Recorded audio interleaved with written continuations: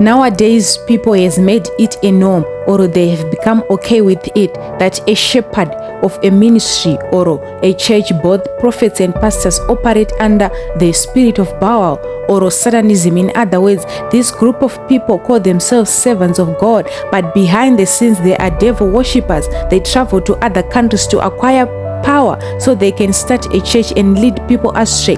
The prophets follow an evil course and use their power unjustly. In Jeremiah chapter 5 verse 31 says, the prophets prophesy lies, the priests rule by their own authority, and my people love it this way. But what will you do in the end? My people love it when these prophets lie to you. My people love it when these devil worshippers who call themselves servants of God commit adultery. How can you be okay, child of God, when your pastor, prophets commit adultery with you in the church, and yet they call themselves servants of God? This is horrible in the sight of God. This grieves God when servants of God live a lie. The other problem is you, as God's flock, as God's sheep, you love it. You keep on going to the same leadership that you know God is not happy with it. You keep on submitting to the very shepherds and leaders that you know they have shut God's voice in the church. The difference between church in Old Testament and the New Testament is that in the Old Testament only the priest had the Holy Spirit, but now everyone have the Holy Spirit. Everyone have the gift of the Holy Spirit. From the day you received salvation, you were marked with the seal of the Holy Spirit. So you have to know when something is not right in the church or with the leadership. You just know because of the Holy Spirit in you. That's why God had to change how He operated with His people from Old to New Testament. In Old Testament, if the shepherd was not in right standing with God, it affected other people because only one person was able to communicate with God. People felt lonely in Old Testament because they had no Holy Spirit in them.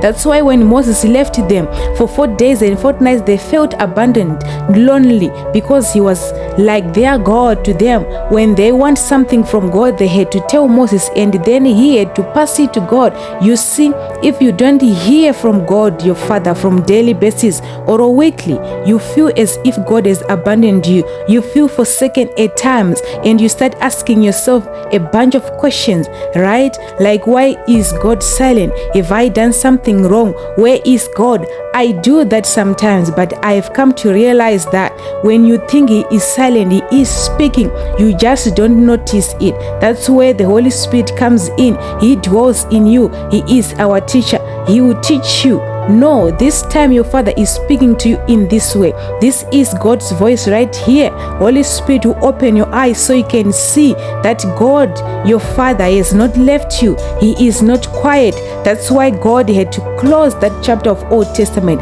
because they felt lonely. Because in every human being there is a void that needs to be filled, right? And only Holy Spirit can do that. That's why Jesus said, I will not leave you as orphans. I will send you an advocate, Holy Spirit. He will teach you all things. He will comfort you and He counsel you. You see, when you have the Holy Spirit in you, you don't feel lonely. Even if you got no spouse, you don't feel pain. Even you are in the middle of a storm, you don't feel hopeless. Even if you don't see a way out, but sometimes you feel lonely, in pain, or hopeless for a moment, but because of the Comforter in you, He quickly vanishes away those feelings. Even though the situation is not changed, but you got joy unspeakable, suddenly you will just be filled with laughter, hopeful, to the extent that some people who know you will be surprised that how come you are so happy when you are in the middle of a storm, just like Jesus, who was sleeping in a boat in the middle of a storm. Let me tell you why. Jesus had the Holy Spirit in Him. Probably He knew all this was coming beforehand, so He was already prepared for such a time as this. But the disciples who had no Holy Spirit in them, they were shocked and they panicked and cried. So you see, when you have the Holy Spirit, you know what's happening around you, the season you are in. That's why Paul never gave up, because he had the Holy Spirit in him. Holy Spirit would tell him up front what they were gonna face in the sea they were going.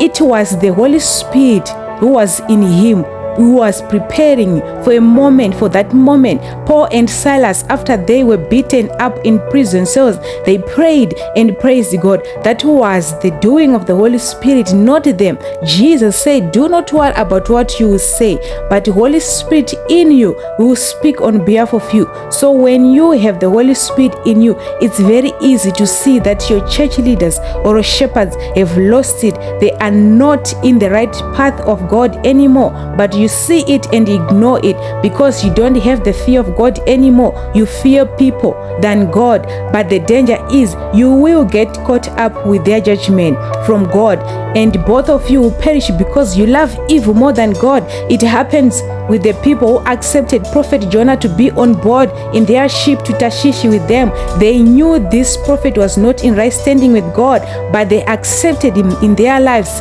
anyway. As soon as they started sailing together, God sent a great wind on the sea, and such a violent storm arose that the ship threatened to break up. Their lives started shaking because of the man of God they allowed in their life, who was not in right standing with God, who was disobedient to God, rebellious. You have to cast them out of your life, just like what these men did. They were forced to throw Prophet Jonah into the sea so you can be on the safe side. You can't accommodate an enemy of God in your life, because by doing so, you are coming in agreement with them.